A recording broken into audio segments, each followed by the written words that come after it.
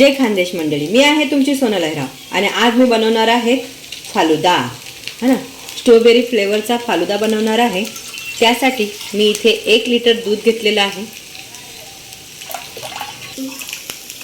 अशा प्रकारे मी 1 लिटर पूर्ण दूध घेतलेलं आहे, ते पण नंदनीचं दूध घेतलेलं आहे।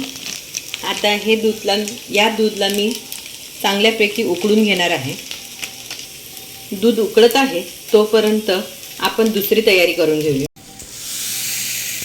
हा सब्जा जो आहे, हे सब्जा बीज जे आहेत ना, हे आपल्याला मार्केटमध्ये एकदम सहजरित्या अवेलेबल आहेत।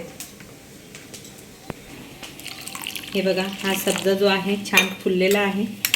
हे बघा, मी फक्त 3 चम्मच सब्जा टाकलेला, त्या 3 चम्मच सब्जाने बघा केवढं फुगलेलं आहे। आपण अजून थोडं याच्यात पाणी ॲड करून घेणार आहोत, म्हणजे हा पूर्णपणे हा सब्जा जो ना उन्हाळ्यामध्ये चांगला असतो, शरीराला थंडक प्राप्त होते याच्याने। आपण याचा लिंबू सरबतमध्ये पण यूज करू शकतो, रूह अफजा असतो त्याच्यामध्ये पण यूज करू शकतो, थंड दूधमध्ये पण याचा वापर करू शकतो। आज आम्ही याचा वापर फालुदासाठी करणार आहोत। दूध जे आहे ते आपण चांगल्या प्रकारे उकळून घेतलेलं आहे। या दुधाला कमीत कमी आपण अजून 15-1 मिनिटासाठी उकळून घेऊया। तुम्ही बघू शकता की हे दूध छान उकळलेलं आहे, तरी पण आपण ह्या दुधाला अजून 15 मिनिटासाठी उकळून घेणार आहोत। हे बघा, बाजारात असं रेडीमेड फालुदा पावडर भेटतो। हा रोज फ्लेवरचा आहे। मी तुम्हाला स्ट्रॉबेरी सांगितलेला, पण हा रोज फ्लेवरचा आहे माझ्याकडे। आणि एक तुम्हाला आणखी एक दाखवते, हा दुसरा आहे मँगो फ्लेवरचा। तर आता माझ्या मुलांना रोज फ्लेवरचा खायचा आहे। हा मी डीमार्टमधून आणलेलं, काहीतरी मला हे 150 रुपयाला 2 होते, काहीतरी असंच काहीतरी होतं। तर आपल्याला हे डीमार्टमध्ये एकदम सहजरित्या अवेलेबल आहे। तर हा 1 लिटरमध्ये 1 पॅकेट आपल्याला पुरेसा आहे। आता याला मी कट करून आपल्या 1 लिटर जे दूध उकळलेलं आहे त्या दुधात मी मिक्स करून घेणार आहे। हे बघा, दूध पण छान गरम झालेलं आहे, छान उकळत आहे। त्याच्यामध्ये मी अशा प्रकारे याला छान असं मिक्स करून घेणार आहे। हे बघा, टाकताच त्याचा रंगही बदललेला आहे, पिंक कलर झालेला आहे आणि छान मस्त गुलाबाचा फुलांचा सारखा सुगंध पण येत आहे। आता हे दूध मी जे आहे परत याला मी 10-1 मिनिटासाठी छान उकळून घेणार आहे। त्यानंतर जर जास्त थिक नाही झालं तर आपण काय करू शकतो याच्यात, की थोडं जे आपलं कॉर्नफ्लावर असू द्या किंवा कस्टर्ड पावडर जे असतं ते 1 चम्मचभर थोडं मिक्स करून आपण ॲड करू शकतो। पावडर टाकतो ना, हे पावडर जे टाकतो याच्यात आपल्याला साखर किंवा याच्यामध्ये माहिती तुम्हाला शेवया पण येतात, त्या शेवया वगैरे आपलं असं काहीच वेगळं आणण्याची गरज पडत नाही। म्हणून याच्यामध्ये सगळंच काही असतं बघा। हे शेवया तुम्हाला दिसत असते, शेवया आहेत, नंतर सब्जा आहे, साखर पण ॲड केलेली आहे, है ना। तर आणि रूह अफजा म्हणजेच काय की रोज फ्लेवर पण याच्यात ॲड केलेला आहे, म्हणून आपल्याला वेगळंच कुठलाही फ्लेवर याच्यात ॲड करण्याची गरज नाही।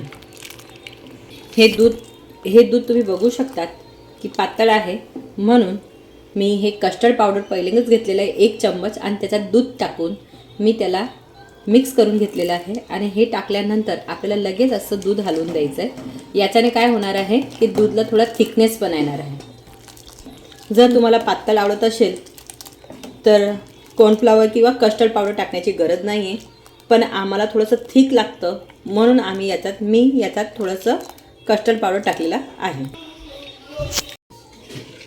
आता हा जे फालुदा आहे, हे दूध जे आहे ते तयार झालेलं आहे। मी आता गॅस पण बंद करून घेतलेला आहे। आता याला थंड होण्यासाठी आपण रूम टेम्परेचरवरती अर्धा-1 तास ठेवूया। नंतर कमीत कमी फ्रीजमध्ये आपल्याला 3 तासासाठी ठेवायचं, जेणेकरून ते छान थंड होणार। आणि त्याच्या सजावटीसाठी लागणारे साहित्य ते आपण आता पाहून घेऊया। आता आपण हे बघू शकतो की हा फालुदा जो आहे तो एकदम मस्त थंड झालेला आहे। आता ह्या फालुदा सजावटीसाठी लागणारे साहित्य तुम्ही बघू शकतात की हे भिजत घातलेलं बघा, हे सब्जा, काजू बदामचं चूर करून घेतलेलं आहे, म्हणजे बारीक कापून घेतलेलं आहे, आईस्क्रीम आणलेली आहे व्हॅनिला, आणि हे आहे रूह अफजा। ओके, या रूह अफजाला आपल्याला ह्या ग्लासमध्ये अशा प्रकारे टाकून घ्यायचं आहे। मस्त असं गोल फिरून टाकून घ्यायचं बघा अशा प्रकारे. त्यानंतर छान असं त्याच्यामध्ये आपण आता फालुदा टाकून घेणार आहोत, थंड थंड फालुदा. याच्यामध्ये चॉकलेट सिरप पण तुम्ही टाकू शकतात. नंतर क्रश येतं, पायनॅपल क्रश असतं, स्ट्रॉबेरीचं क्रश असतं. तुम्हाला जो क्रश आवडत असेल तो तुम्ही त्याच्यात ॲड करू शकतात. 2 चम्मच सब्जा. त्यानंतर मस्तपैकी थोडंसं काजू बदाम पूड घालून घेतलेली आहे. आणि त्यानंतर सगळ्यात शेवटी आपली आईस्क्रीम टाकून घ्यायची आहे.